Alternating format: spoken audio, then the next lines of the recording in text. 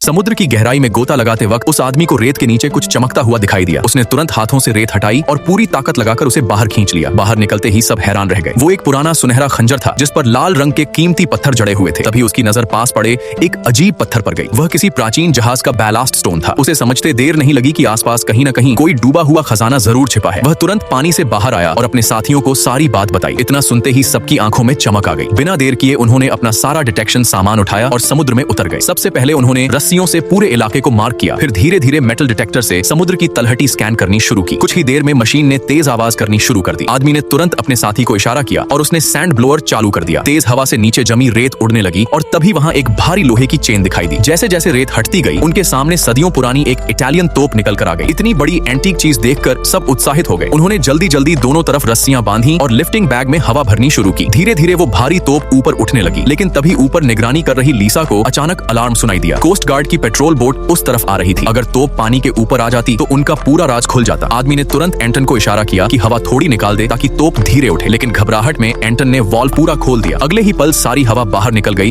और भारी तोप सीधा नीचे जा गिरी। सबसे बुरी बात यह हुई कि एंटन का हाथ रस्सी में फंस गया और वह भी तोप के साथ नीचे घसीटा गया। तोप सीधे जाकर उसके हाथ पर गिर गई। उसी समय सबकी ऑक्सीजन भी लगभग खत्म होने लगी थी। अब हालत बेहद खराब हो चुकी थी। मजबूरी में सब बारी बारी से बची हुई थोड़ी सी हवा लेने लगे। उन्होंने मिलकर तोप हटाने की पूरी कोशिश की लेकिन वह अपनी जगह से हिल भी नहीं रही थी। तभी उस आदमी ने अपना खुद का ऑक्सीजन टैंक उतार दिया और उसमें बची सारी हवा लिफ्टिंग बैग में भर दी। सबने अपनी पूरी ताकत लगा दी। आखिरकार तोप कुछ सेंटीमीटर ऊपर उठी और वही कुछ सेंटीमीटर एंटन की जान बचाने के लिए काफी थे। जब वे लोग वापस सतह पर पहुंचे तब तक कोस्ट गार्ड वहां से जा चुका था। इतनी मुश्किलों के बाद अब वे इस खजाने को छोड़ने वाले नहीं थे। अगले दिन उन्होंने खोज का दायरा और बढ़ा दिया और पहले से भी ज्यादा गहराई में उतर गए। समुद्र की तलहटी पर चारों तरफ लोहे का टूटा फूटा मलबा फैला हुआ था। उस मलबे का पीछा करते करते उन्हें एक दुर्घटनाग्रस्त हवाई जहाज मिला। लेकिन जैसे ही वे जहाज के अंदर पहुंचे और उन्होंने अंदर का नजारा देखा उस आदमी का दिल एकदम बैठ गया।